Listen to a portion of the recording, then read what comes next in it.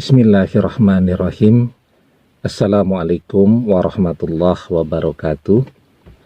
Bapak-bapak, ibu-ibu, mas-mas, mbak-mbak, adik-adik dimanapun Anda berada, kembali bersama saya Iip Wijayanto dalam program Solusip, Solusi Asik dari Pak Iip.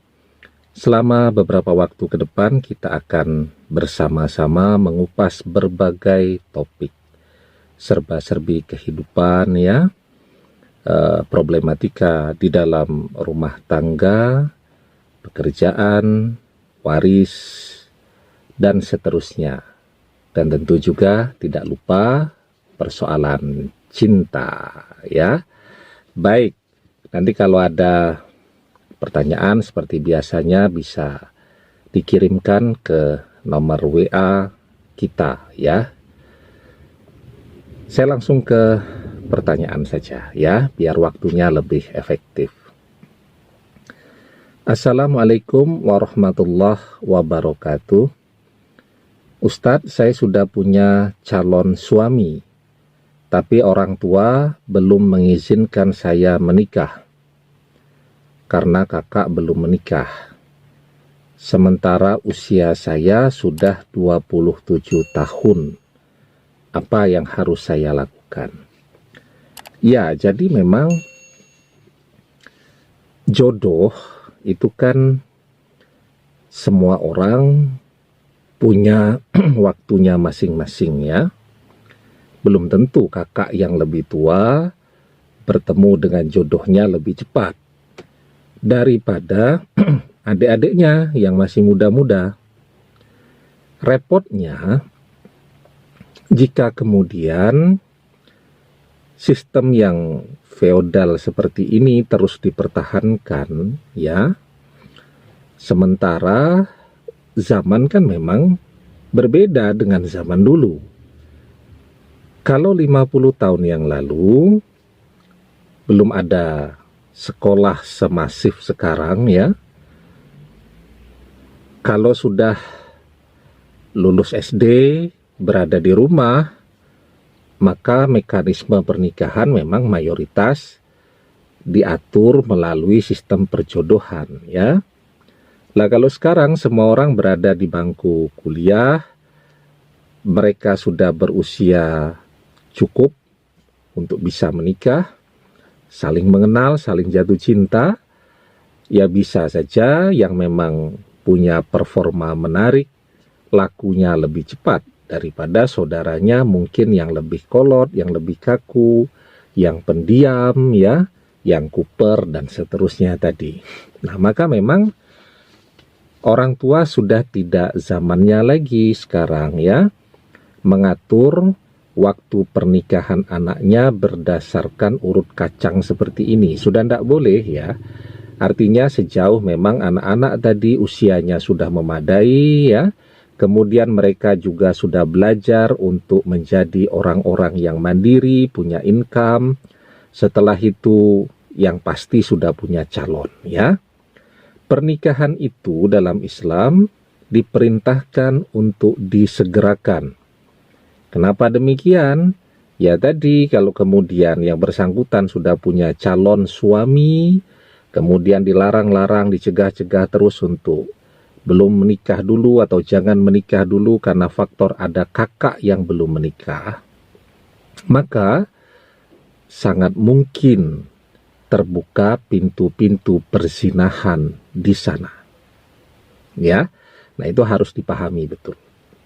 Sehingga memang orang tua harus bijaksana lah dalam konteks yang demikian.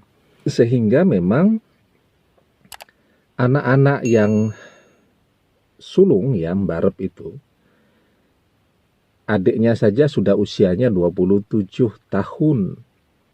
Bayangkan saja jika kemudian si kakak ini ternyata dalam waktu 3 tahun ke depan belum laku juga karena mungkin orangnya pilih-pilih betul, selektif betul ya, standarnya terlalu tinggi, kakaknya 3 tahun lagi belum nikah juga lah kan, kasihan adiknya ya.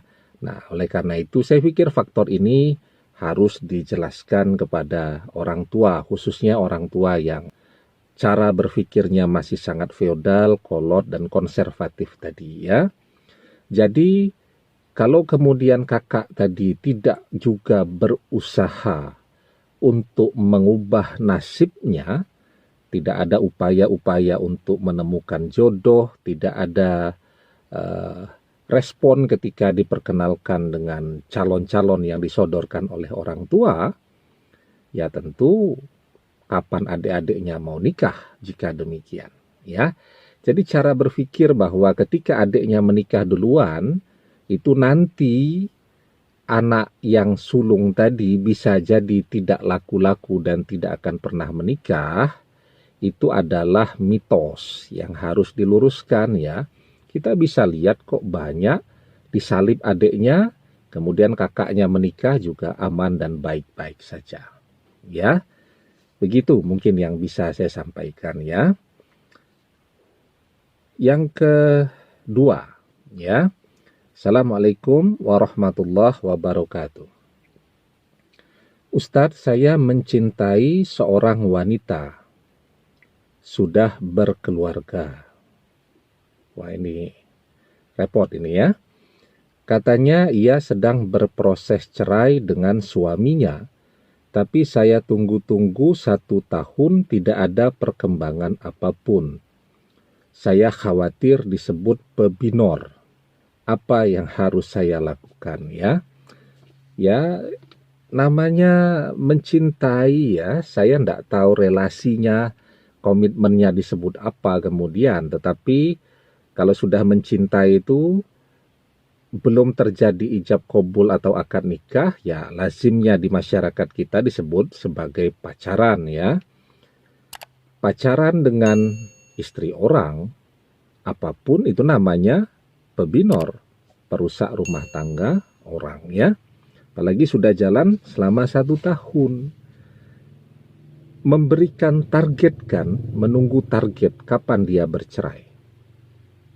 Jadi di dalam Islam itu ada satu dosa ya, perbuatan dosa yang namanya dosa takhbib. Dosa takhbib itu adalah dosa ketika seorang laki-laki ya ngompori seorang wanita yang berstatus sebagai istri orang untuk bercerai dari suaminya, dikompori terus. Si laki-laki ini tidak pernah menzinahi si wanita, nyentuh aja tidak pernah. Cuman chatting saja, misal ya. Tapi dia memprovokasi agar si wanita segera bercerai. Tujuannya apa? Untuk menggantikan kedudukan sang suami tadi, agar mereka bercerai.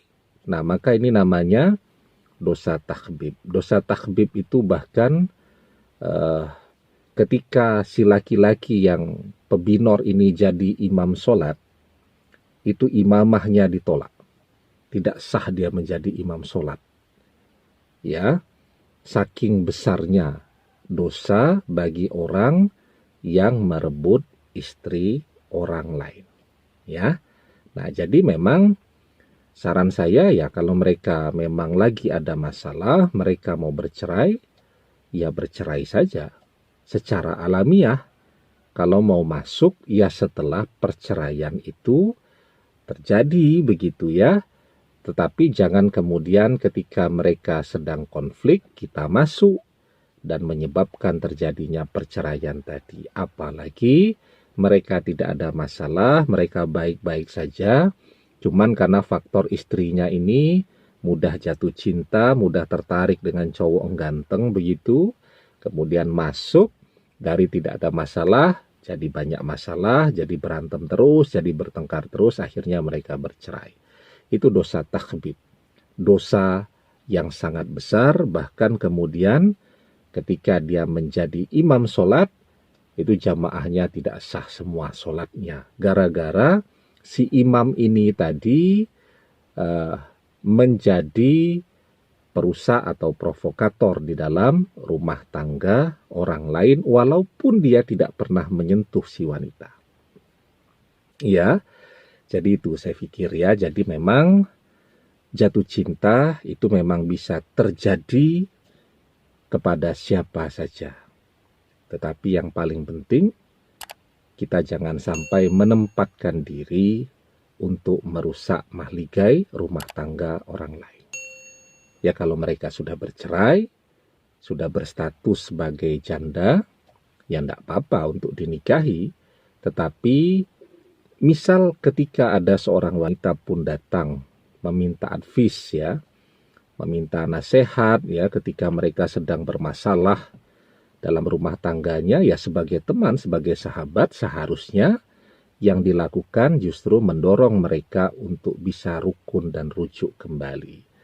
Walaupun itu menyakitkan ya, kita naksir seorang wanita, kita merasa punya kesempatan nih untuk mengambil hati dia dalam posisi dia sedang galau, sedang bermasalah, tetapi kita dengan niat yang baik justru mendorong dia untuk rujuk kembali damai, ya agar rumah tangganya bisa rukun kembali. Wah, itu pengorbanan yang luar biasa besarnya, ya, memberikan kesempatan kepada dia untuk bahagia, sementara kita sendiri mungkin menderita. Tetapi semoga penderitaan hati itu tadi menjadi ibadah yang berpahala besar.